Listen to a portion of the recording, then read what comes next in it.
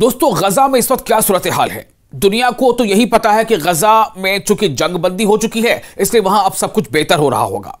बेशक कुछ अच्छी खबरें जरूर हैं, लेकिन ऐसी ऐसी हकीकत, ऐसी ऐसी सच्चाई सामने आ रही है जो भी सुन रहा है वो परेशान हो रहा है। और ये इसकी जो बुनियाद है वो कहीं इधर उधर की बात नहीं, बल्कि यूनाइटेड नेशंस की रिपोर्ट के हवाले से मैं आपको जानकारी देने जा रहा हूं। जो बच्चों को लेकर के, बच्चों की तरक्की के लेकर के जो यूनाइटेड नेशंस का अपना एक इदारा है, आप सब जानते हैं, यूनिसेफ के हवाले से खबरदार कर रहा हूं आपको कि अक़वाम मुत्तहिदा यानी जो संयुक्त राष्ट्र संघ है, यूनाइटेड नेशन, उसके इदारा बराए इत्फाल बच्चों के लिए उसका जो इंस्टीट्यूशन है यूनिसेफ ने खबरदार किया है कि गजा की इंसानी सूरत हाल बदतरीन सतह पर पहुंच चुकी है। तंजीम के मुताबिक, यूनिसेफ के मुताबिक 1 मिलियन से ज्यादा फलस्तीनी बच्चे पानी और खुराक की शदीद किल्लत में मुब्तला हैं। यानी अब भी 1 मिलियन से ज्यादा, मतलब 10 लाख से ज्यादा, और हजारों बच्चे हर रात भूखे सोने पर मजबूर हैं।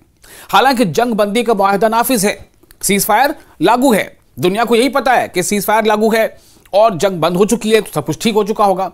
लेकिन अब आप ये बताएं कि जिस यूनिसेफ के ही एक इदारे ने यह रिपोर्ट दी है कि 80% से ज्यादा जो इंफ्रास्ट्रक्चर है खेती को लेकर के, चाहे वो इरिगेशन से लेकर तमाम रिसोर्सेज हो या जो एग्रीकल्चर लैंड हो, वो 80% से ज्यादा पूरी तरह से तबाह हो चुके हैं। यानी उसमें खेती फिलहाल तो हो ही नहीं सकती। तो ऐसे तमाम इंफ्रास्ट्रक्चर जब तबाह हो चुके हैं, यहां तक कि जो कुएं हैं, बोरवेल्स हैं, पानी हासिल करने का जो कुदरती वसाइल है, जो रिसोर्स है, वो सब तबाह है। तो ऐसे में जाहिर है कि जो अब जिंदगी वहां लोगों की बहुत अजीरन हो चुकी है। यूनिसेफ की तर्जुमान टिस एंग्राम ने कहा है कि अगरचे जंगबंदी एक मुस्बत खबर है, इसको सुन के अच्छा लगता है, एक पॉजिटिव वाइब आता है कि चलो जंगबंदी हो चुकी है। और यह भी ऐसे नहीं हुई।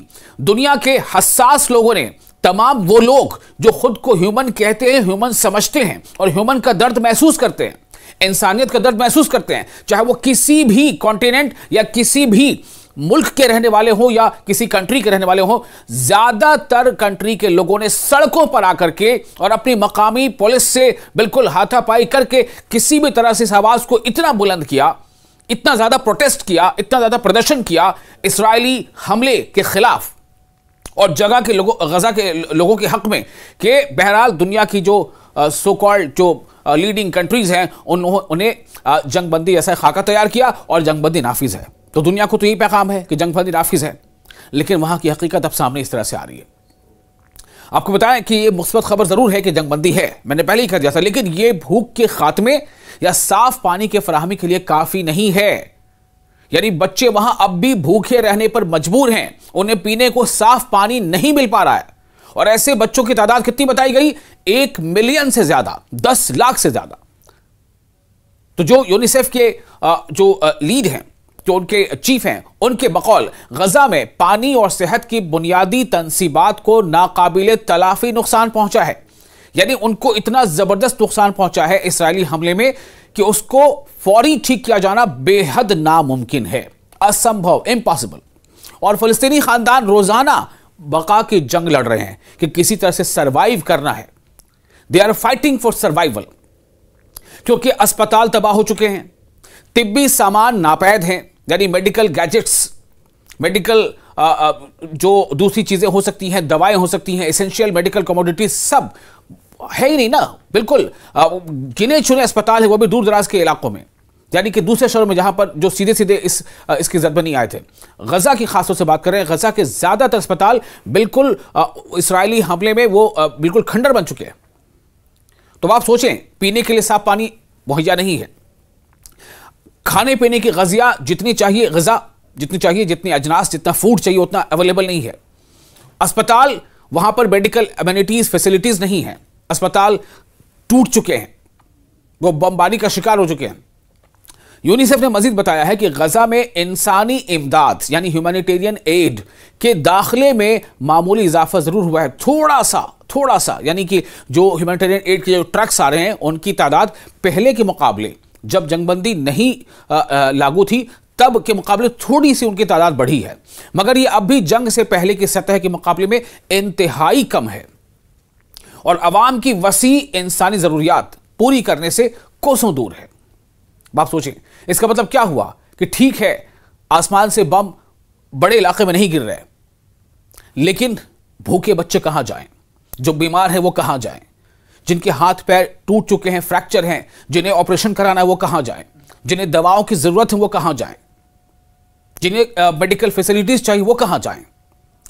जो यूनिसेफ के मुताबिक गजा के हजारों बच्चे या तो भूखे सोते हैं या अस्पतालों में शदीद तकलीफ के बावजूद मुनासिब इलाज से महरूम हैं। जरा देर के लिए सोचिए, जरा देर के लिए, कि आपके घर में आपके घर के बच्चों को अगर भूखा सोना पड़ जाए आप कैसा महसूस करेंगे। तो ये अब भी वहां हो रहा है, अब भी वहां हो रहा है। बच्चे या तो भूखे सोते हैं या अस्पतालों में शदीद तकलीफ के बावजूद मुनासिब इलाज से महरूम हैं, उनको ट्रीटमेंट नहीं मिल पा रही है क्योंकि डॉक्टरों, दवाओं और तिब्बी सामान, मेडिकल गैजेट्स की शदीद किल्लत है। शदीद यानी हद से ज्यादा, बहुत ज्यादा कमी है। अक़वाम मुत्तहिदा यानी यूनाइटेड नेशंस के इदारा बराए फ़लस्तीनी पनाहगुज़ीन, एक इदारा है यूएन का, अक़वाम मुत्तहिदा यानी अक़वाम मुत्तहिदा यानी यूनाइटेड नेशंस के इदारा, उनका जो इंस्टीट्यूशन एक है बराए फ़लस्तीन पनाहगुज़ी, जो रेफ्यूजीज हैं फ़लस्तीन को उनके लेकर के, उनका उसको कहते हैं इनरवा। उसने भी ऐलान किया है कि वो गजा के अंदर पनाहगुज़ी मराकज़ यानी रिफ्यूजी कैंप्स में तालीमी सरगर्मियों के लिए आर्जी तालीमी मकामात यानी टेम्पररी एजुकेशन देने के लिए टेम्पररी जो ऐसे सेंटर्स कुछ हो सकते हैं, एजुकेशन सेंटर्स, उसे वसअत दे रहा है, उसे फैला रहा है, उसे बढ़ा रहा है ताकि जंग के बाद तदरीजी तौर पर तालीमी अमल बहाल किया जा सके। यानी धीरे धीरे ही सही, लेकिन पढ़ने पढ़ाने का सिलसिला, बच्चों के स्कूल में जो बच्चे तालीम हासिल करते थे वो एजुकेशन हासिल करने का, शिक्षा हासिल करने का सिलसिला जारी हो सके। तो बच्चों के जो रिफ्यूजी कैंप से जुड़ा जो इदारा है यूनिसेफ, यूनाइटेड नेशन का, जिसे शॉर्ट में इनरवा कहते हैं, इसके मुताबिक तकरीबन 8000 टीचर्स और जो लेडी टीचर्स हैं उन्हें अगस्त 2024 से ही तदरीसी अमल में बहाली की कोशिशों में वो मसरूफ़ हैं कि किसी तरह से ये जो है जुड़ जाएं और पढ़ाई लिखाई बच्चों के शुरू कर सकें, क्योंकि वहाँ पर हालात अक्सर बिगड़ते रहे, इसलिए वो उसमें जो है परमानेंस से नहीं आ पाई। हालांकि जंग के दौरान सैकड़ों स्कूलों और तालीमी ढांचों को तबाह कर दिया गया। आप सोचिए भाई, जंग किससे थी? हमास के लड़ाकों से। आप स्कूल में बम गिरा रहे, आप अस्पताल में बम गिरा रहे थे, आप कम्युनिटी सेंटर पे बम गिरा रहे थे, आप इबादत खानों पे बम गिरा रहे थे। अब तक यूनिसेफ के इस इदारे ने यानी यूनाइटेड नेशंस के इस इदारे ने 67 पनाहगुज़ी मराकज़, 67 रिफ्यूजी कैंप्स में 485 आर्जी तालीमी जगहें कायम कर ली हैं। 485 यानी टेम्पररी एजुकेशन सेंटर्स, जहां पे कुछ तो बच्चों को पढ़ाया लिखा जा सके, और इनमें मजीद इजाफा किया जा रहा है ताकि बेघर बच्चों की तालीम जारी रह सके। साथ ही ऑनलाइन तालीम के प्रोग्राम में भी कुछ इजाफा करने की कोशिश है, जिसके जरिए से 3 लाख से जायद तलबा व तालिबात यानी मेल स्टूडेंट्स और फीमेल स्टूडेंट्स, बच्चे भी बच्चियां भी, उन तक पढ़ाई लिखाई का सिलसिला जो उसको जारी किया जा सके। अब आप सोचें कि कितनी बड़ी यह तादाद है। 10 लाख से ज्यादा बच्चे वो अभी भी खाने पीने की अशिया, खाने पीने की चीजों की कमी का सामना कर रहे हैं। अक्सर बच्चे अभी भी भूखे सो रहे हैं। यूनाइटेड नेशंस के फ़लस्तीनी रिफ्यूजी से जुड़े जो इदारा है, जो इंस्टीट्यूशन है, उसने बताया है कि वो चंद स्कूल जो अभी काबिल इस्तेमाल हैं, चंद स्कूल, फ्यू स्कूल्स जिनको थोड़ा बहुत इस्तेमाल में लाया जा सकता है, वो भी लाखों बेघर फ़लस्तीनियों के रहने की जगह बन चुके हैं। यानी कुछ स्कूल्स की बिल्डिंग्स अगर मान लीजिए वो नहीं बम्बार्डमेंट में पूरी तरह से तबाह नहीं हुई थी, लेकिन चूंकि उसमें पढ़ाई लिखाई कैसे कराया जाए, वहां तो जो जिनके घर तबाह हो गए उन लोगों को वहां फिलहाल रखा गया है आर्जी टेम्पररी शेल्टर के तौर पर, जिससे मामूल की जो क्लासेस हो सकती थी वो भी नहीं हो पा रही है। तमाम तर मुश्किलात और तबाही के बावजूद फ़लस्तीनी अवाम ने तालीम के तसलसल के लिए खैमों में, टेंट पर बेस्ड आर्जी क्लासें और रज़ाकाराना तालीमी इक़दामात शुरू कर दी हैं। आर्जी यानी टेम्पररी और वॉलंटरीली जो एजुकेशन सेंटर्स हैं उसका सिलसिला चल रहा है। वहां बच्चे पढ़ रहे हैं, वहां बच्चों को कोई पढ़ा रहा है, पढ़ रहे हैं इंसान के बच्चे हैं, पढ़ा रहा है जो इंसान के बच्चे हैं। ये हालात वहां पर बन गए।